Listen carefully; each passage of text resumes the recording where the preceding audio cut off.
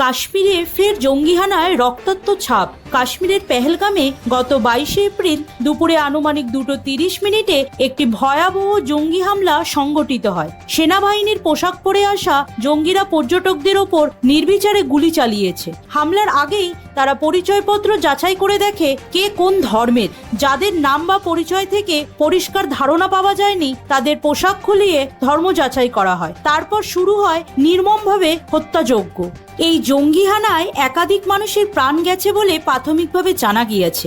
জম্মু কাশ্মীরের চ্যানেলের রিপোর্টারদের সঙ্গে কথোপকথনে উঠে আসে আতঙ্কের বর্ণনা।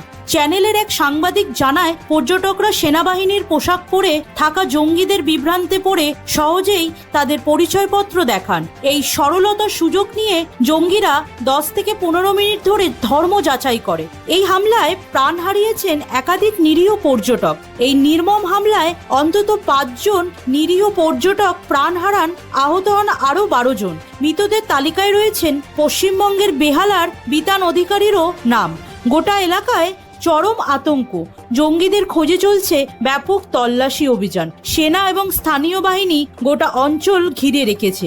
দেশের বিশ্বাসের বুকে আবারও গুলি চালালো জঙ্গিরা। এবার বদলার ডাক উঠেছে সর্বত্র। কেন্দ্র সরকার জানিয়েছেন এই ঘটনায় কঠোর জবাব দেওয়া হবে। এই রক্তাক্ত আক্রমণ আমাদের সবাইকে ভাবিয়ে তুলেছে, কেন বারবার ধর্মের নামে এমন নির্মমতা। এই প্রশ্ন থেকে যায়, আজও কেউ রেহাই পাচ্ছে না কেন। এই ঘটনার পর প্রধানমন্ত্রী নরেন্দ্র মোদী সৌদি আরব সফর সংক্ষিপ্ত করে দেশে ফিরে আসেন এবং একটি জরুরি নিরাপত্তা বৈঠক ডাকেন। এই হামলায় কাশ্মীর উপত্যকায় সাম্প্রতিক সময় সবচেয়ে ভয়াবহ বেসামরিক হত্যাকাণ্ড হিসেবে বিবেচিত করা হচ্ছে।